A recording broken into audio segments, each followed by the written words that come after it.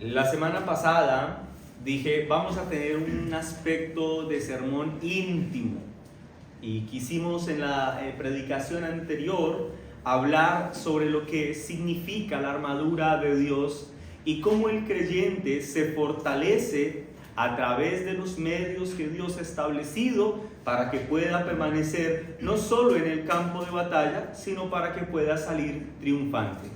Bueno, hermanos, después de meditarlo y considerarlo durante algunos días, he decidido ampliar este paréntesis y dar una instrucción adicional de la misma carta a los Efesios, en este caso del capítulo 5, que tiene que ver sobre el matrimonio. Pero antes de exponer, mis hermanos, lo que supone un matrimonio cristiano y cuáles son los deberes del esposo y cuáles son los deberes de la esposa, quiero hacer la siguiente nota aclaratoria. Probablemente en un sermón como el de hace 8 días usted diga, oh, yo me siento muy identificado, yo necesito la armadura de Dios para avanzar en este campo de batalla que es la vida.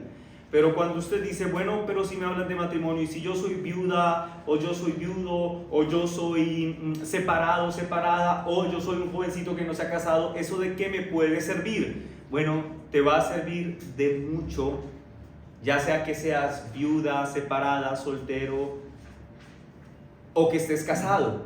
En cualquier momento de tu vida, escuchar el bendito consejo de Dios te es de mucho provecho. Si tú eres un soltero, lo que se espera en el Señor es que tú te cases con un hijo o una hija de Dios y formes un hogar para la gloria del Señor.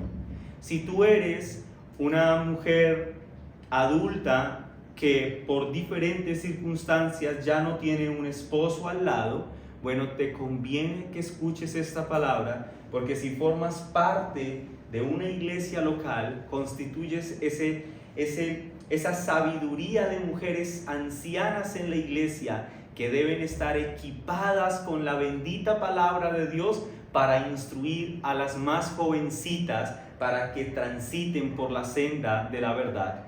Así que con eso en mente, mis hermanos, y desde luego, y si tú eres casado, pues naturalmente esto ya tú estás en la práctica. Los otros se están preparando para vivirlo o para enseñarlo, y si estás casado, tú estás en la práctica. Con eso en mente, hermanos, vayamos a la bendita palabra de Dios. Efesios capítulo 5, versículo 22 en adelante.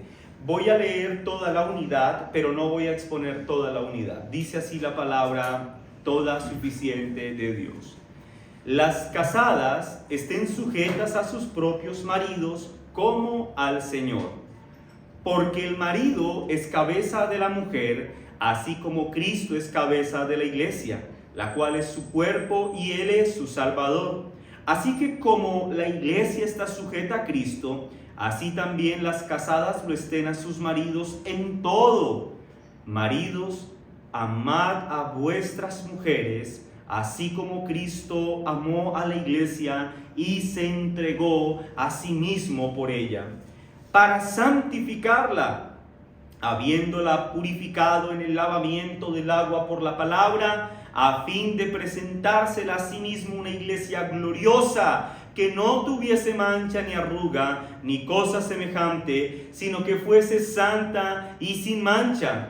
Así también los maridos deben amar a sus mujeres como a sus mismos cuerpos. El que ama a su mujer, a sí mismo se ama, porque nadie aborreció jamás a su propia carne, sino que la sustenta y la cuida, como también Cristo a la iglesia, porque somos miembros de su cuerpo, de su carne y de sus huesos.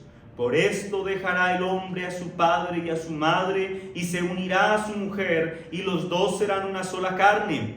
Grande es este misterio, mas yo digo esto respecto de Cristo y de la iglesia. Por lo demás, cada uno de vosotros ame también a su mujer como a sí mismo, y la mujer respete a su marido. Amén. De manera puntual, el tema que esta sección trata son los deberes. La primera parte de esta sección trata los deberes de la esposa en el matrimonio y los deberes del esposo en el matrimonio, y cómo estos deberes a su vez realzan, ya lo vemos lo leímos en la segunda parte, son realzados por la relación espiritual que existe entre Cristo y su iglesia. Es decir, en la primera parte se nos dice, en un hogar de creyentes la relación entre estos debe ser así y así. Pero este vínculo pactual llamado matrimonio es tan glorioso que representa una realidad supremamente más excelsa que lo que el matrimonio es en sí mismo, y es la relación de Cristo y su iglesia. Pero esa segunda parte sería tema para otro sermón. Hoy nos concentraremos en los deberes de las mujeres y de los hombres en el hogar. Un sermón como este, mis hermanos, en los días que corren, podría ser catalogado en redes sociales como políticamente incorrecto. A quien predique sobre, mira mujer, tú debes hacer esto, y varón en el hogar, tú debes hacer aquello, se les calificaría como promotores de odio, promotores de discriminación, engendros de desigualdad o patriarcado machista opresor. Y bueno, un montón de cosas más.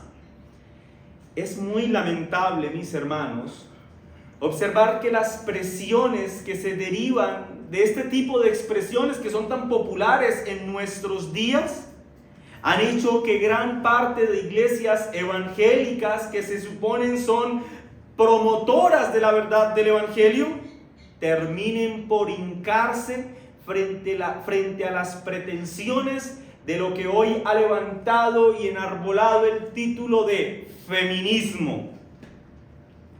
Algunos se han hincado ante el feminismo por la presión mediática que éste supone, antes que hincarse ante la bendita palabra de Dios. Y eso ha causado, mis hermanos, que la línea divisoria que existe entre la santidad que debe caracterizar a la iglesia y el mundo cada vez parezca más inexistente. Cada vez vemos a la iglesia más permeada por aspectos filosóficos, por corrientes contemporáneas de moda o por corrientes de activismo. Así que no se hace extraño que profesos creyentes, que profesos cristianos salgan a mover la banderita de colores en las marchas del mes de junio para promover el amor de Dios en la igualdad a todos nosotros, hombres y mujeres.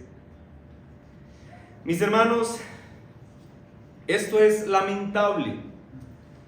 Cuando personas que se dicen cristianos optan por este camino y se encuentran con textos como el que acabamos de leer, dicen lo siguiente, razonan así: bueno, yo creo en Dios, desde luego, pero en esta parte realmente vemos el machismo de Pablo. Pablo era un hombre machista, sujeto a las circunstancias propias de su época, y por eso dijo lo que dijo.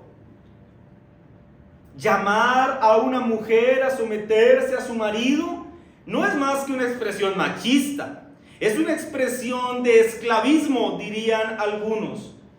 Pero quien así piensa, revela que desconoce profundamente lo que significa este texto en su contexto y la gloriosa realidad que él contiene. En otras palabras, quien así piensa o habla, revela su profunda ignorancia en relación a las Sagradas Escrituras. ¿Por qué? Porque recuerden, hermanos, que Pablo es el autor secundario de las Escrituras, de este texto, pero la escritura tiene un autor primario, y ese autor primario es Dios.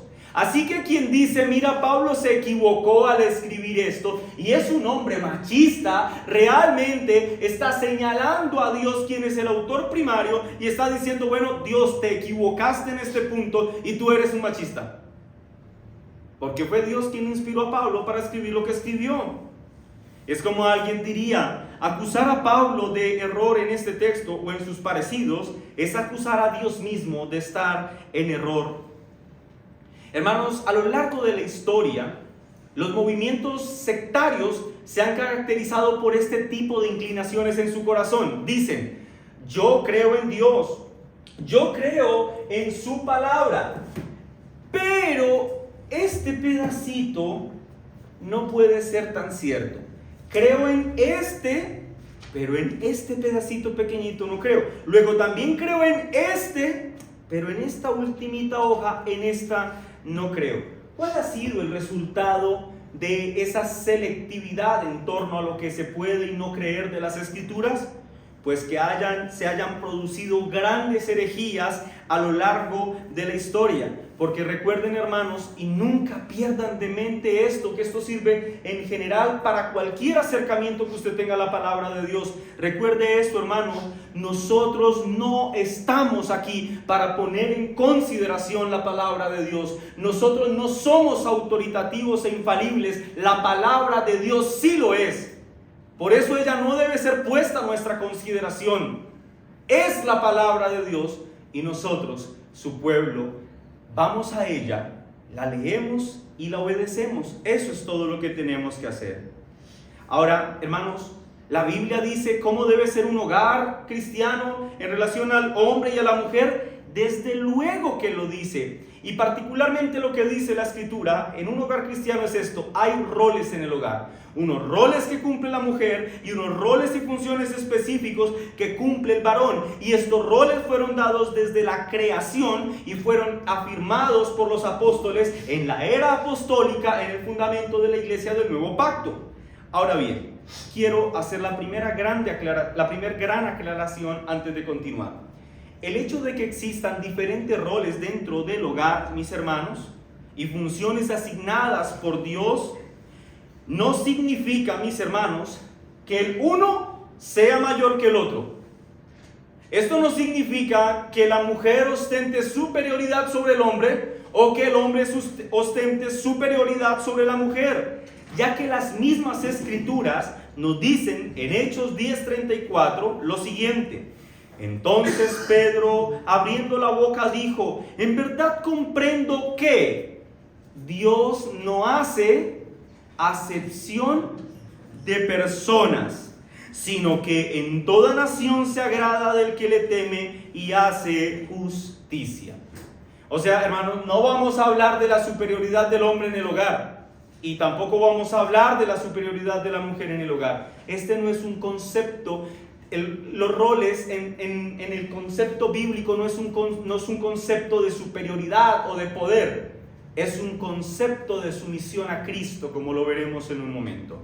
Ahora, con eso en mente, mis hermanos, quiero que pongamos la atención en los versículos 22 y 24. Nos enfocaremos allí a hablar de los deberes de las esposas. Esto como primer punto del sermón. Son solo 2 puntos: primero las esposas, después los esposos.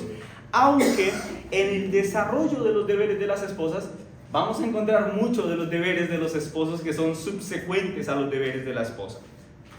Versículo 22, primera parte: las casadas estén sujetas a sus maridos, ¿como a quién? Como al Señor.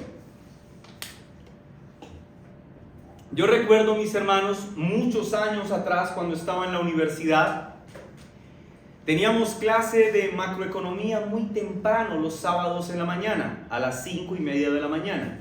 La última clase del viernes era a las 11 de la noche, terminaba a las 11 de la noche. Así que uno básicamente iba, se acostaba, se paraba y ya estaba otra vez en el salón de clase, de viernes a sábado. Y yo recuerdo que esa clase era particularmente difícil porque todo el mundo tenía sueño.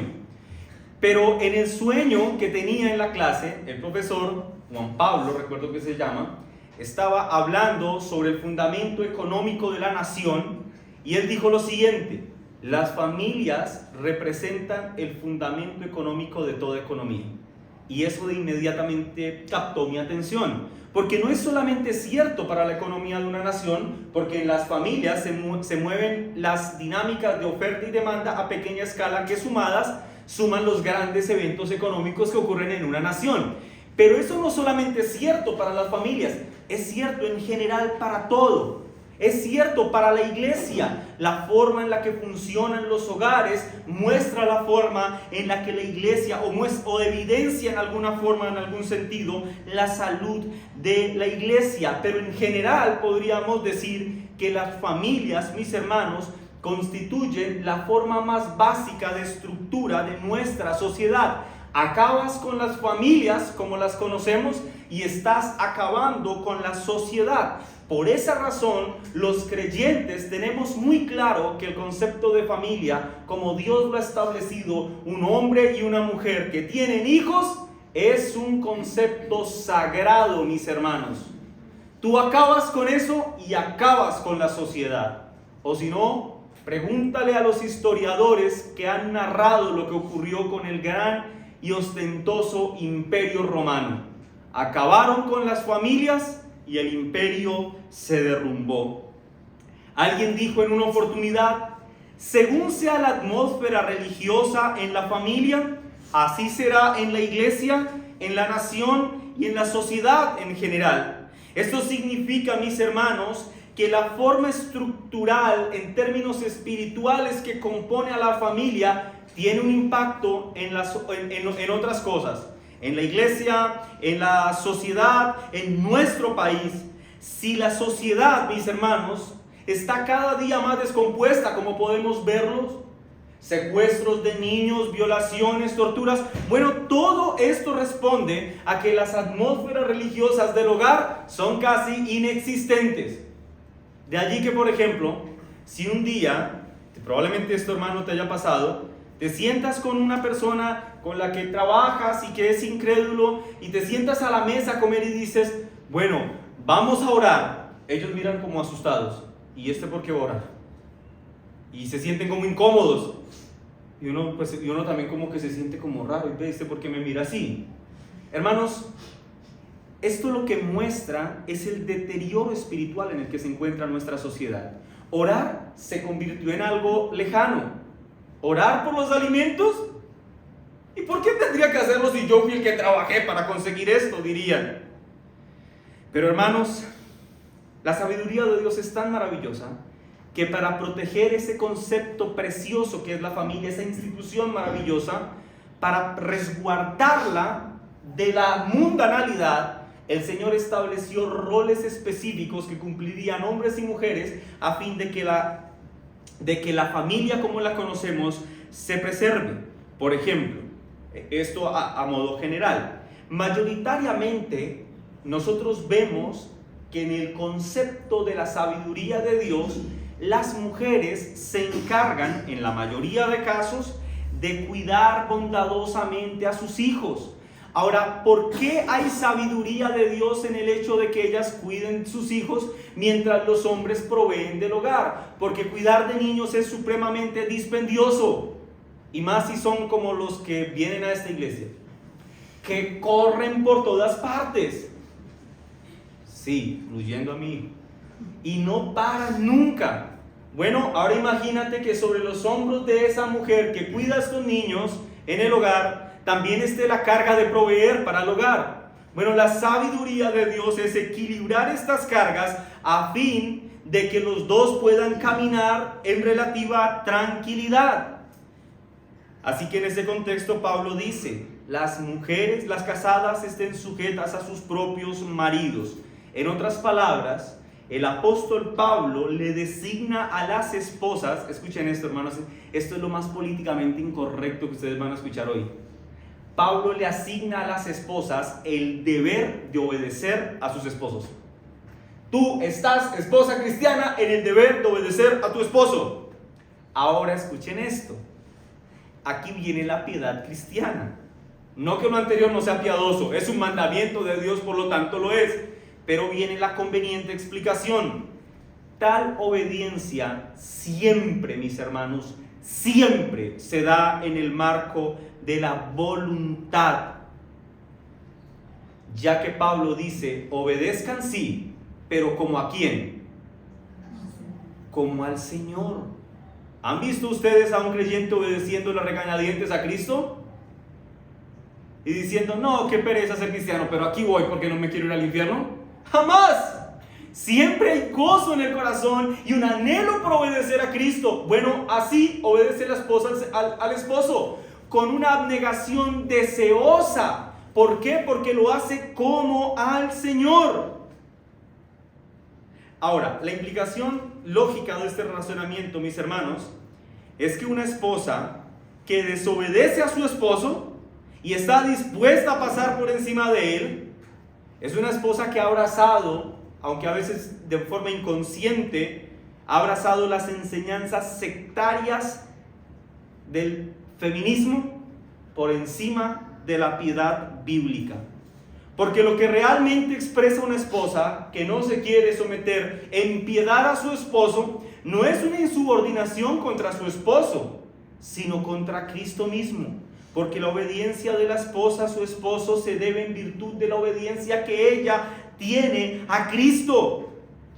Y escuche, antes de que la mente de alguien divague y diga esto me parece arcaico, primitivo o medieval, bueno, recuerda que estamos estudiando los deberes de la esposa y del esposo. Ya vamos por los esposos.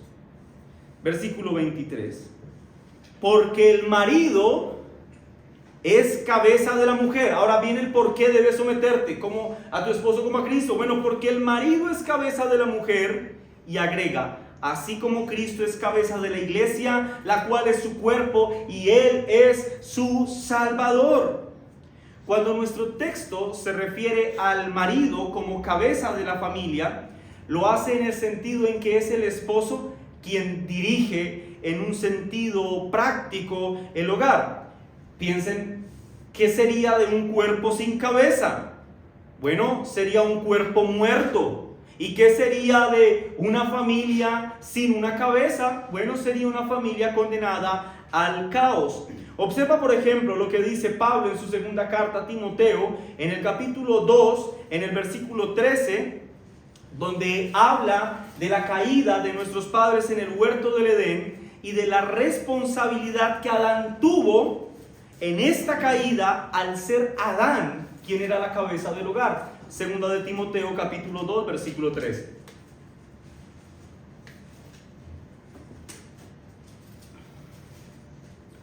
Porque Adán fue formado primero, después Eva. Y Adán no fue engañado, sino la mujer. ¿Recuerdan eso? ¿Quién fue el que mordió la fruta primero, Adán o Eva? Eva, eso es lo que está diciendo. Luego dice, sino Eva siendo engañada. Luego dice, incurrió en transgresión. Voy a leerlo completo. Dice, porque Adán fue formado primero, después Eva, y Adán no fue engañado, sino que la mujer siendo engañada incurrió en transgresión. Noten, ¿de quién fue la responsabilidad o a quién se refiere Dios cuando llama a rendir cuentas al hombre después de la caída? ¿A Eva? Adán, ¿por qué te escondes? Le dice el Señor en Génesis capítulo 3. ¿Por qué te escondes de mi presencia? Y Adán fácilmente pudo no haberse escondido y decir, Señor, mira, esta se comió la fruta que dijiste que no se podía comer. Pero Adán se esconde porque Adán sabía que era su responsabilidad el cuidar de su esposa. Esto es lo que ocurre, mis hermanos, cuando no hay una cabeza. La falta de cabeza en la familia conduce al caos. Ahora, las palabras, porque el marido es cabeza de la mujer, no solo indican que el hombre tenga una posición de autoridad en el hogar, y esto es muy claro por lo que sigue. El texto dice, así como Cristo es la cabeza de la iglesia, la cual es su cuerpo y Él es su Salvador. Lo que deja ver esta segunda parte del texto, mis hermanos, es indudablemente que el esposo tiene autoridad en el hogar, ciertamente, y que debe ejercerla. Pero escuchen esto, al considerar que al esposo se le está comparando directamente con Cristo, es claro que la autoridad del esposo nunca puede ser ejercida de forma dominante o áspera. Nunca. ¿Lo ven? Claro, tú eres autoridad, pero como Cristo. En este sentido. Así que, hermanos, el esposo es cabeza del hogar en cuanto está vitalmente interesado en el bienestar de su esposa. A eso traduce ser cabeza del hogar. Tú eres cabeza en tanto tienes un profundo interés en que todo lo que ocurra sea para el bienestar de esa que es tu esposa. Si Cristo, mis hermanos, que es Dios y Salvador de la iglesia, y es el modelo por el cual los hombres debemos formar nuestro hogar, entonces, mis hermanos, se nos exige que cuidemos y protejamos a nuestra esposa como Cristo protege a la suya, a la iglesia. El hombre debe estar vitalmente interesado en la protección de aquella que es su esposa.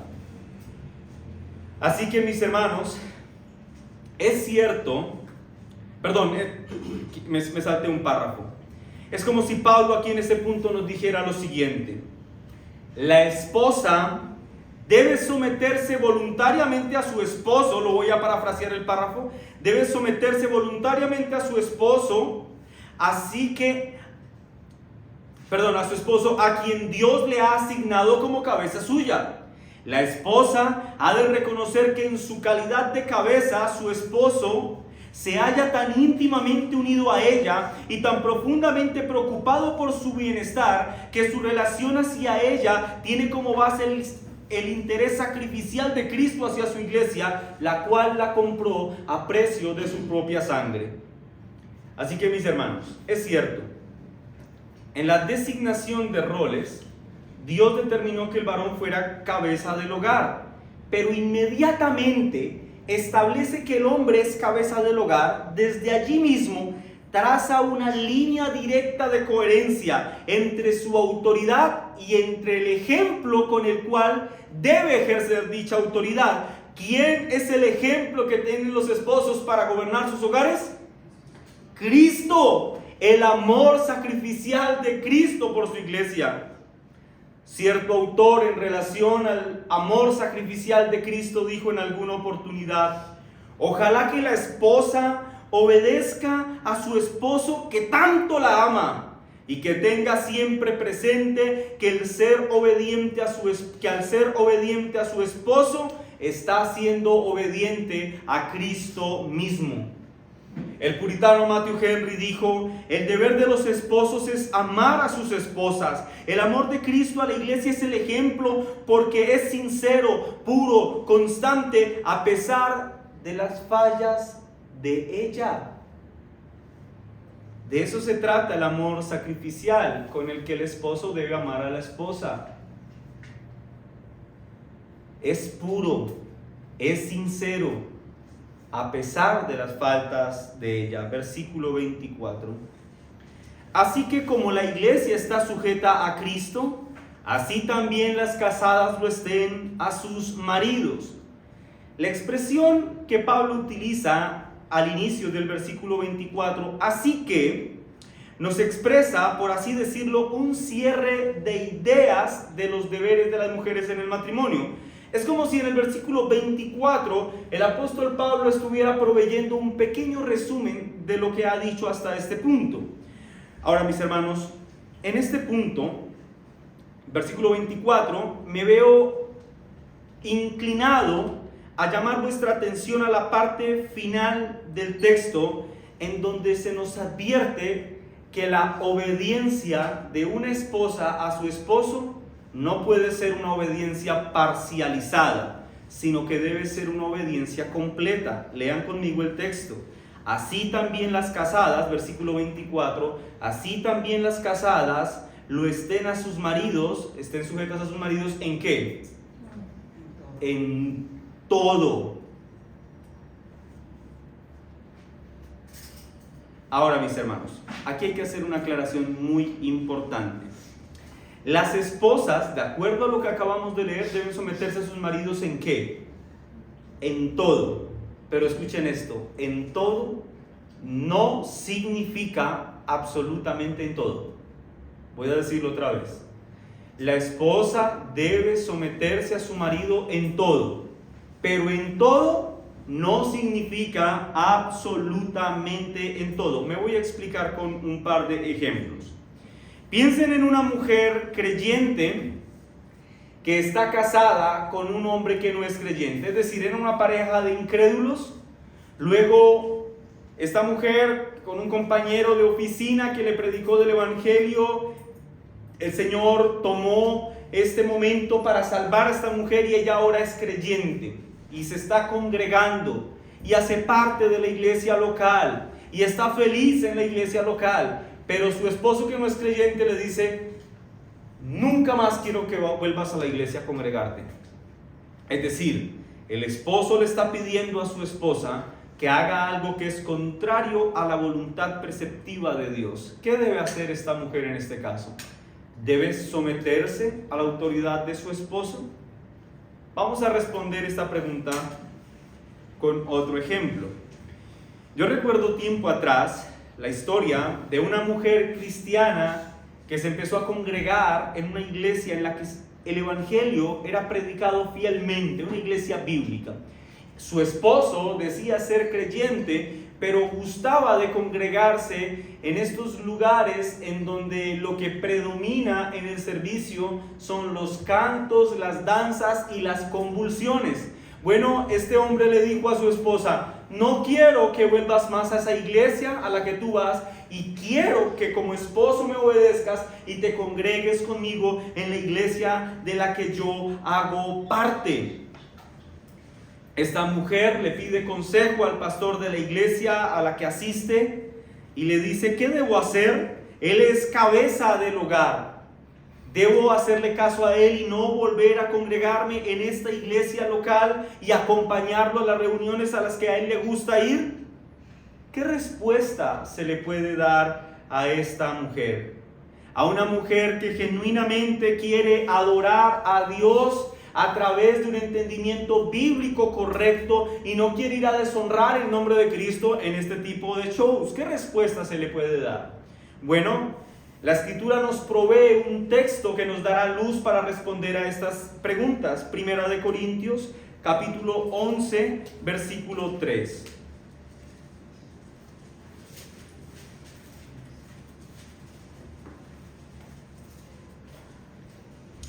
Dice así la palabra del Señor: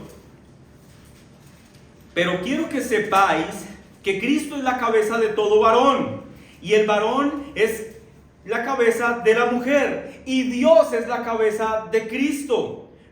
Noten esto, hermanos, el texto que acabamos de leer nos provee un orden jerárquico establecido por Dios. Un orden en el que Dios, el Padre, es cabeza ¿de quién? De Cristo, el Dios Hijo. Luego Cristo, dice el texto, es cabeza ¿de quién? Del varón. Y luego el varón es cabeza ¿de quién? De la mujer. Cada uno le debe obediencia al que está por encima de él en autoridad. Pero eso significa que le debe obediencia a todos los que están por encima de él en autoridad. Me explico. El varón le debe obediencia a Cristo, pero naturalmente también le debe obediencia a aquel que está en autoridad en términos de su paternidad y de la economía trinitaria, que es el Dios Padre. Entonces el varón también le debe obediencia al Dios Padre. Cristo le debe obediencia al Padre, el varón le debe obediencia a Cristo y le debe obediencia al Padre, y la mujer le debe obediencia al varón, a Cristo y al Padre. Eso es lo que quiero señalar. Ahora, si el varón reclama su derecho de autoridad sobre su esposa y le pide a su esposa que haga algo que es contrario a la bendita palabra de Dios, entonces la mujer debe apelar a aquel que es cabeza del varón, es decir, a Cristo. Y el varón debe responder a la autoridad de Cristo si lo que está haciendo es correcto o incorrecto. Así que a la mujer de la historia, ¿qué se le debería aconsejar? Pues que no abandone la iglesia local bíblica en la que ha sido puesta, pues estar allí en donde se predica la palabra de Dios fielmente y el nombre de Cristo no es burlado, es la voluntad del Señor que ella esté allí. Esta mujer, con amor, respeto y mucho dominio propio, deberá mostrarle a su esposo que sus pretensiones son equívocas y deberá, con las sagradas escrituras, conducirlo hacia su cabeza autoritaria, que es Cristo. Primera de Corintios 7:13 dice: y si una mujer tiene un marido que no sea creyente y él consiente en vivir con ella, no lo abandone. Versículo 16: porque ¿qué sabes tú, oh mujer, si quizás harás salvo a tu marido? ¿O qué sabes tú, oh marido, si quizás harás salva a tu mujer? ¿Vive piadosamente delante de este hombre? Muéstrale la verdad de las Escrituras, pero no por causa de la autoridad de él peques contra Dios, porque tú estás sujeta a la autoridad que está por encima de él, que es Cristo. Así que, mis hermanos, el punto aquí es sencillo: las esposas deben obedecer a sus maridos en todo, no simplemente en las cosas en las que coincidan. Pero recuerden, obedecer en todo no implica absolutamente en todo. Lo que sea contrario a la palabra de Dios, la mujer debe responder a aquel que es cabeza sobre su cabeza, es decir, Cristo. Ahora, en el versículo 25 vamos a estar considerando brevemente los deberes del esposo o las exhortaciones al esposo. Versículo 25: maridos, amad a vuestras mujeres, así como Cristo amó a la iglesia y se entregó a sí mismo por ella. Muchas mujeres, hermanos, al escuchar el concepto de sumisión que la mujer cristiana debe tener en el hogar, se sienten inconformes o incómodas por este mandato divino. Sin embargo, dicho inconformismo solo puede surgir de un entendimiento muy corto o muy incorrecto y pecaminoso de la palabra de Dios. Porque los roles establecidos por Dios para el hogar, hermanos, no buscan el detrimento de uno y la exaltación del otro. Los roles que Dios ha establecido en el hogar buscan que el matrimonio funcione de manera armónica, de manera tal que a través de ese matrimonio en el mundo sea visible la forma piadosa en la que Cristo se relaciona con su iglesia. Piensa, por ejemplo, en el planeta Tierra. El planeta Tierra se beneficia del sol. De él tenemos calor, de él tenemos luz, cosas sin las cuales la vida en la Tierra sería imposible. Esa necesidad que tiene la Tierra del sol, mis hermanos, no sirve para menoscabar la importancia del planeta Tierra, sino que muestra el perfecto equilibrio en el que Dios ha creado todas las cosas. Así pues, mis hermanos, es en la relación entre un hombre y una mujer. Dios creó al hombre con unas capacidades y con unas destrezas diferentes, destrezas físicas y capacidades, podríamos decirlo, para la supervivencia.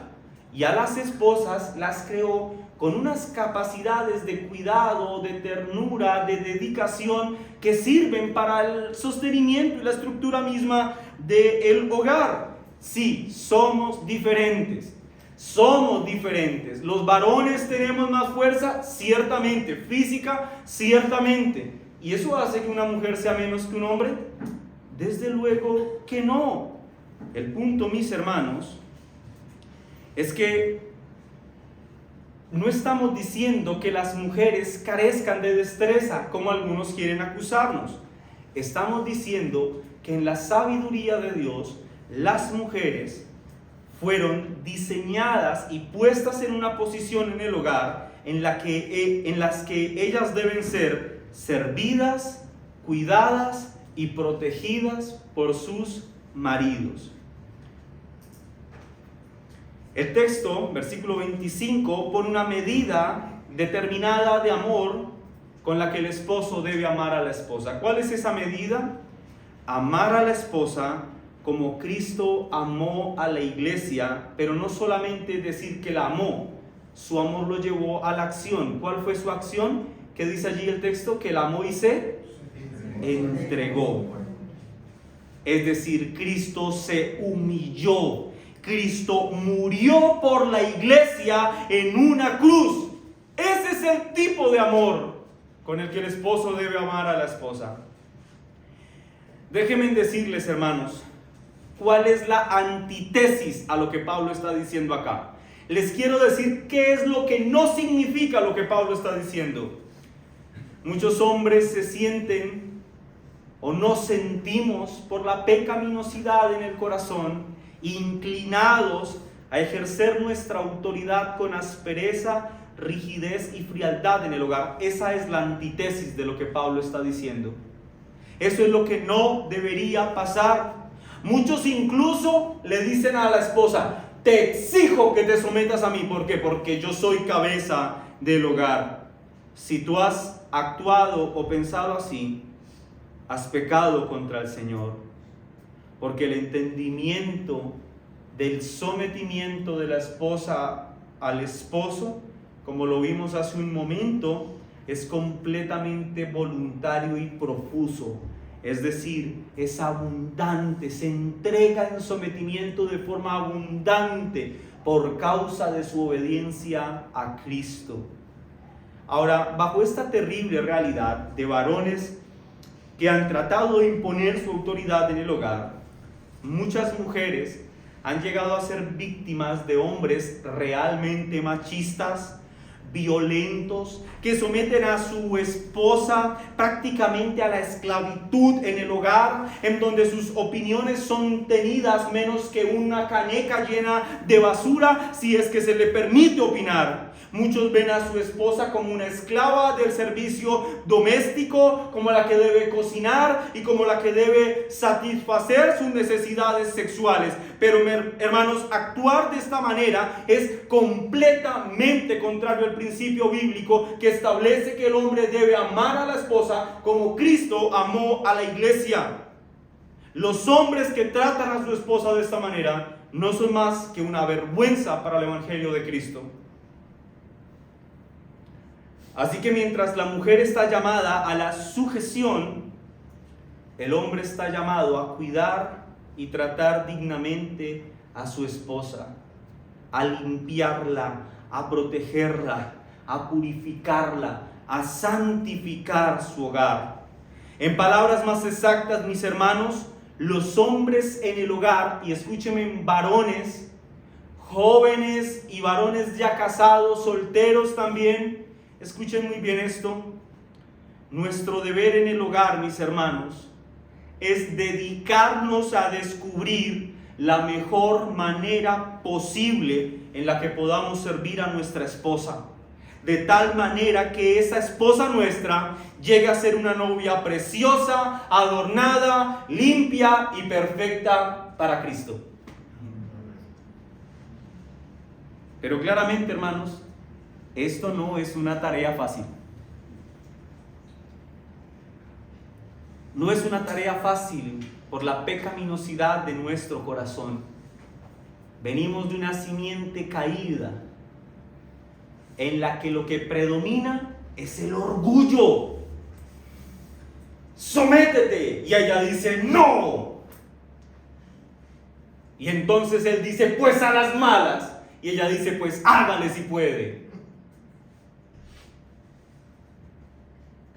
Dado el pecado, los varones nos sentimos tentados a demandar sujeción y ellas a decir con el puño cerrado, ni se atreva. No es fácil, hermanos, pero no estamos solos. El bendito Espíritu Santo que reside en nosotros nos capacita para esta obra. Como cabeza del hogar, hermanos, varones, no solo debemos preocuparnos por el alimento y el sostén del hogar, y quiero decir, debemos preocuparnos por eso.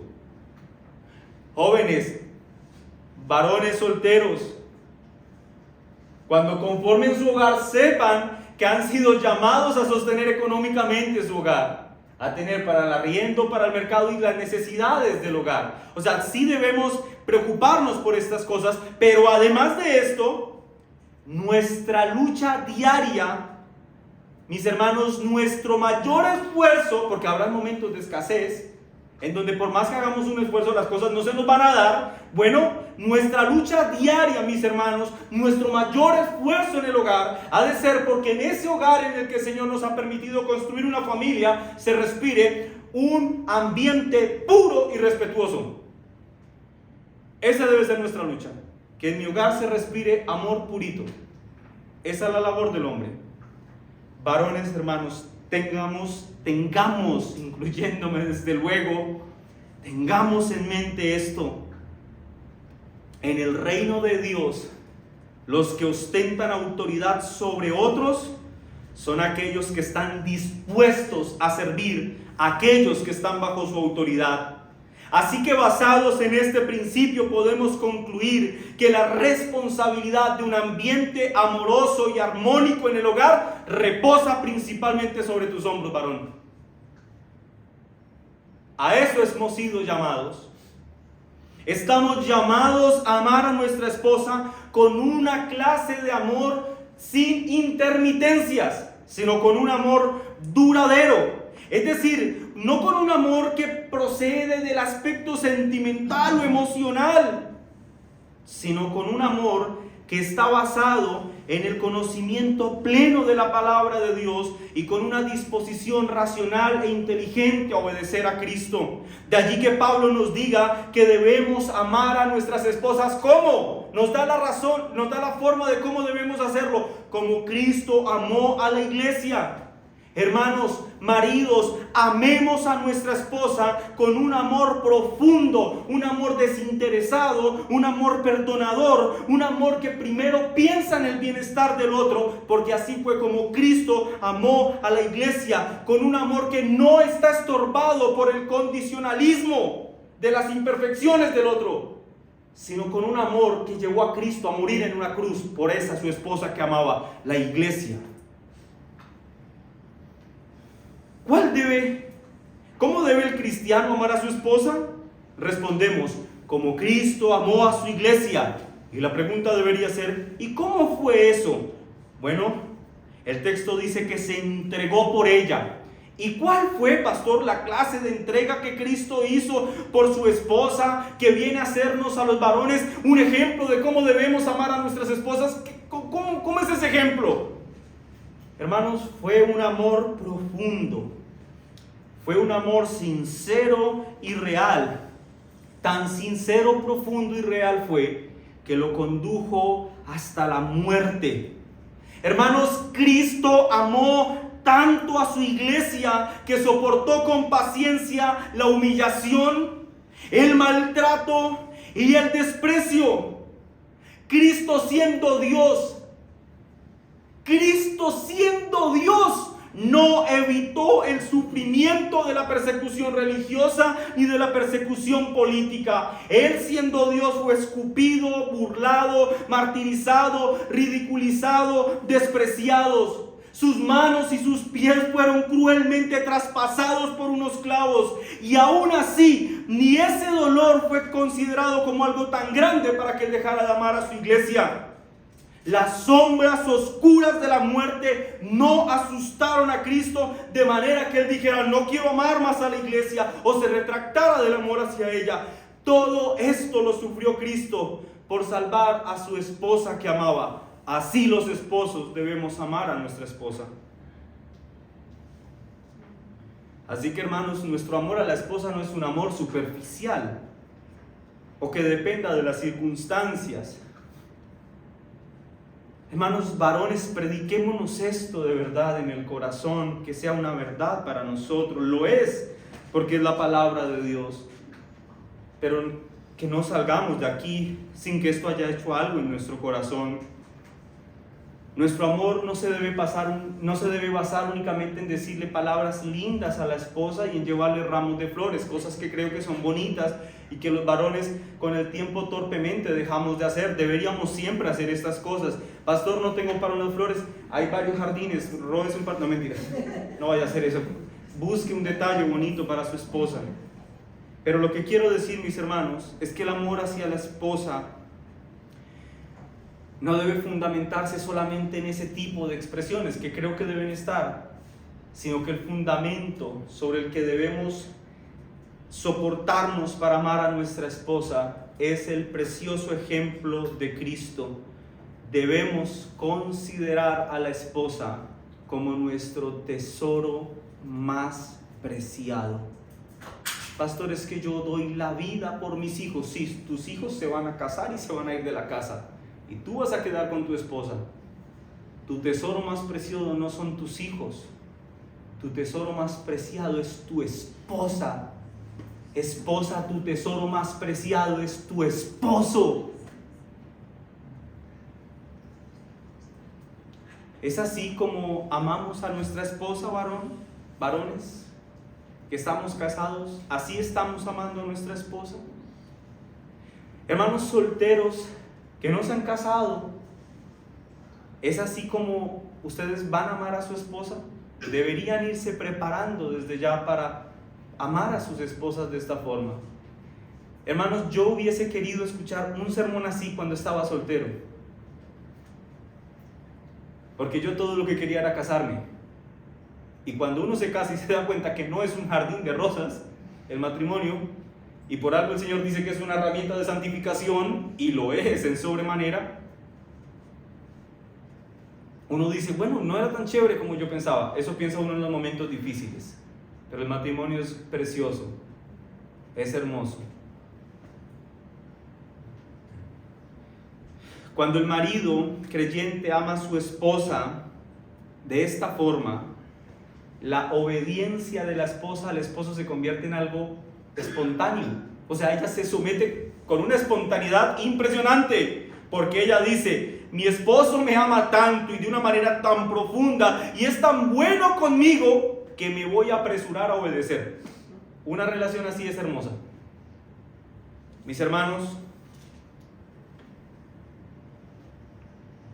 lo cierto, a la luz de lo dicho hoy, porque este es el deber ser, lo cierto es que, hermanas, probablemente todas ustedes en algún momento hayan pecado contra el Señor al insubordinarse contra sus esposos y contra Cristo, por lo menos en la forma en la que aquí está descrito.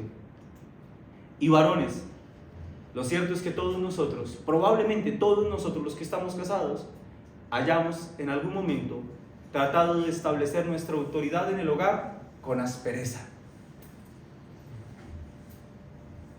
movidos por el orgullo, por la ira, por el resentimiento, por la falta de perdón. Cualesquiera sea el escenario, hermanos, les animo a que en oración pidamos perdón al Señor, y aquellos que estamos casados tomemos este sermón como un punto de partida para relacionarnos con una piedad profunda con nuestra esposa. Esposa, toma este sermón como un punto de partida para relacionarte con tu esposo como con Cristo mismo. Y esposo, trata a tu esposa, ama a tu esposa como Cristo amó a su iglesia. Yo quiero que la iglesia en general considere la importancia de estos mandatos. Pastor, yo estoy separada hace muchos años. Hermana, probablemente, yo sé que si tú pudieras volver el tiempo atrás, hubieses agradecido escuchar un buen consejo en un buen momento. Quiera el Señor tú seas esa herramienta del Señor que Él utilizará para aconsejar a las hermanas que están más nuevas en la fe. Varones solteros, ustedes caminan hacia el altar. La voluntad del Señor es que se casen. El Señor quiere que nos casemos y tengamos hijos. Eso es un mandamiento dado desde la creación. Multiplicados y fructificados, llenad la tierra. El Señor quiere que nos casemos y tengamos bebecitos. Así que hoy, cuando nos enteramos temprano en la mañana de que ya había nacido el bebé de Rich y Karen, yo dije, gloria sea al Señor. Hay otro bebé más que nace dentro del contexto del reino de Cristo. Y ojalá, hermanos, sean muchos más los que vengan. Que el Señor, hermanos, quebrante nuestros corazones con su palabra y nos ayude a tener hogares que le glorifiquen a Él. Que nos asista y nos dé las herramientas para tener hogares en los que se respire amor y que quienes vengan de afuera digan: ¿qué tienen esos? ¿Por qué viven tan tranquilos? ¿Por qué se respetan? ¿Por qué se son fieles? Quiera el Señor que ese testimonio sea tan poderoso, mis hermanos, que le dé testimonio a esos hombres y mujeres que nos observan de la grandeza de nuestro Señor Jesucristo. Amén. Bendito Padre,